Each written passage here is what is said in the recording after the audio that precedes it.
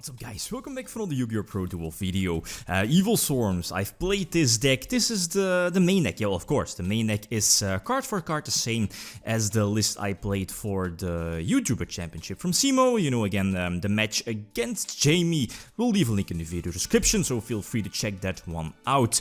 Like a couple of decks, well, the side deck is completely different. This wasn't the same side deck I used, and keep in mind this, well, this particular list was made for that one match, right? So it's not really the deck you would make to go into, let's say, like a huge regionals and 8-9 round regionals to make the deck as most consistent as possible. I'm looking at one of the tech cards, one of the coolest cards here from the deck being the Utopia Double and the Double or Nothing, of course. I would slap that small combo into pretty much every rank 4 oriented deck.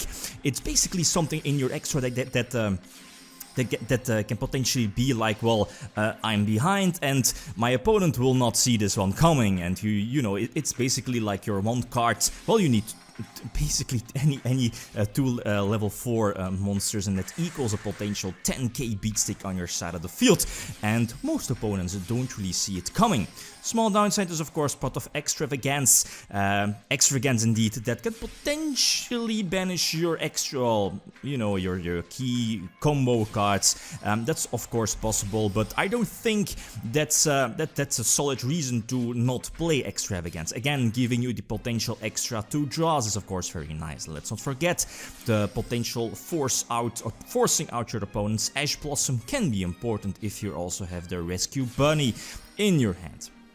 Anyway, Evilswarms again in today's format isn't really the most spectacular or the best meta call. It has some good matchups. I'm looking at high level monster decks like, for example, Dinosaurs, definitely.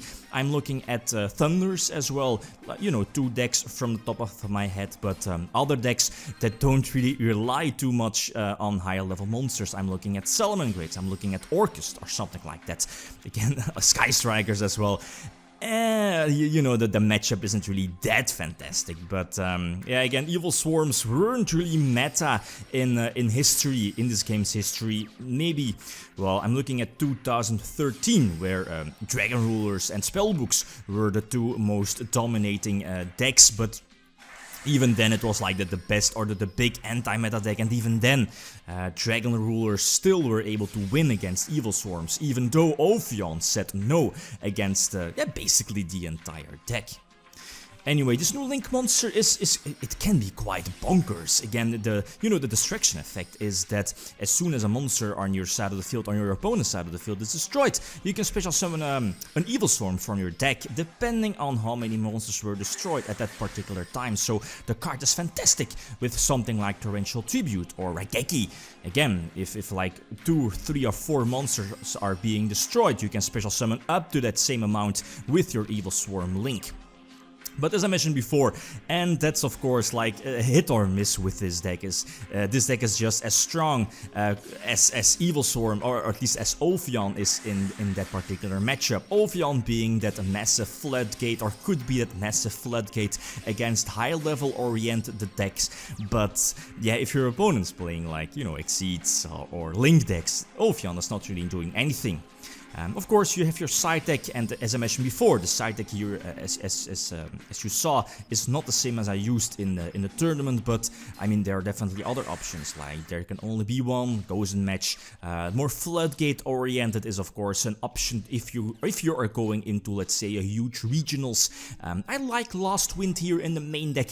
It of course negates negates monster effects, maybe budget compared to impermanence. Impermanence can be used, of course, when going second, but yeah, Last Wind does have the beneficial effect that it lowers the attack, and that can be important for your Evilswarm Link. It lets your Evilswarm Link attack over high attack monsters, and of course special summon a potential Crichion from your main. That can be important if you want some more Link upgrading, or of course put that rank 4 Exceed on your side of the field, right? Madolches are cute, but drawing the Raigeki, ooh, this is nasty. This is going to be delicious against Madolches.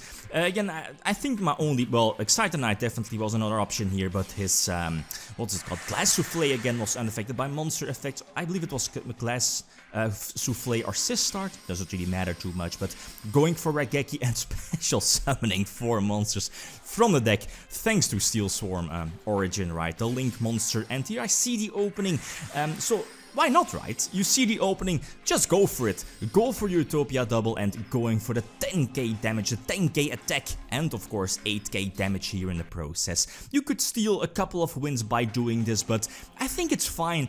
It's, again, there is only one small downside of you main decking the double or nothing.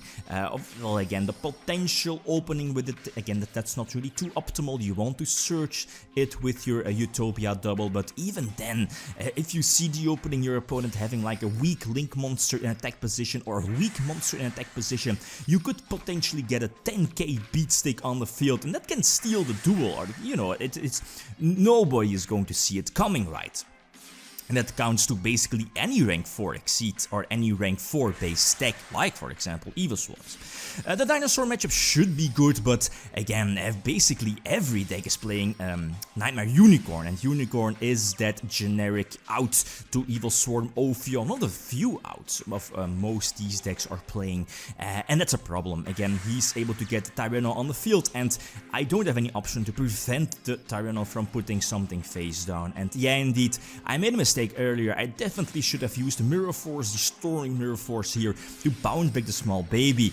That baby attack on the token gave him the Oviraptor, and again that shenanigans needed to get everything on the field. If it wasn't for that, I definitely would have still been in the duel, but nope, that wasn't the case. So massive damage here.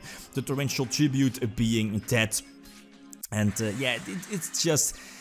What can I do, right? The problem of no interruption, special summoning Mandragora to use Torrential Tribute, minusing myself, but again, I think one of my only options here. Maybe top decking a Karikion, that would have been fantastic. Putting Ophion on the field, that probably would have been, well yes, Ghost Ogre, yeah indeed, Ghost Ogre, to destroy the Ophion as well. So yeah, probably would not have mattered too much drawing into Karikion. The Ophion would have been destroyed by Ghost Ogre if I would have used the effect. Definitely would have used the effect. So Twin Twister on both strikes, and that's a problem. He does it the beatstick indeed, and yeah indeed, again go for a game, right? No reason to end with Lagia or Dolka and Conductor Tyranno or Kotels, right? That huge negation beatstick.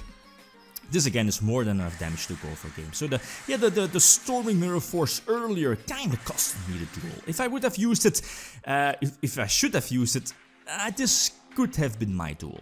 Whatever, right? Last matchup against Orkest, and well, I don't need to explain that Orkest is like a terrible matchup. Orkest isn't really the deck that focuses itself on high level monsters, and again an early strike kinda, well, forced out I guess with that Neo Space Connector summon. The early strike baited out, and now yeah, he's just freely able to power creep this entire deck. Let's face it, the 1-card Orkest engine leading into multiple negations, multiple interruptions during your opponent's turn, and yeah, the extravagance, that's a problem, right? That this particular deck is focused on the extra deck. You can definitely afford 1 extravagance activation, but 2, nope. That's definitely too much. You could banish only 3, but even then, right? So yeah, as I mentioned before, 2 or 3 interruptions with, of course, the Dingrisu and yeah, the Rusty Barges as well. This is not going to matter too much. I opt not to use Extravagance, but it's not going to matter, right? Double Fogblade, and yeah, Thunderbird is not a cost of banishing itself, and you'll just use the Fogblade, and that will keep the Thunderbird on the field. And next turn, you'll just be able to attack for game, right? Set both bluffs. The last Wind again is not going to matter too much. Getting the 2 extra draws, another connector, and again, that's basically game over. So as I mentioned before, Evilswarms is of course as strong as Ophion is in that particular matchup. I'm looking at high level monsters, dragon decks. Dinosaurs, of course, or any high-level beatstick deck, right? There are a couple of decks in today's format, but, you know, most decks are just Exceed-oriented, Link-oriented, Sky Strikers, for example, Orkest, for example. So, yeah, Evilswarms is not going to do anything, or not really too much against those particular decks, but feel free to add in more floodgates, going first, more floodgates, and of course, yeah, the fact that the Evilswarm origin, the Link monster, is quite good, quite solid, can special summon multiple Evilswarms to the field, makes this deck, I feel, quite budget, I guess, depending on here the cards shown in the extra deck, but it's decent, it's something different. So again, like always, feel free to leave suggestions and test it out. Okay, thanks for watching, and feel free to leave a comment or like if you enjoyed the video. Lithium signing out. Peace.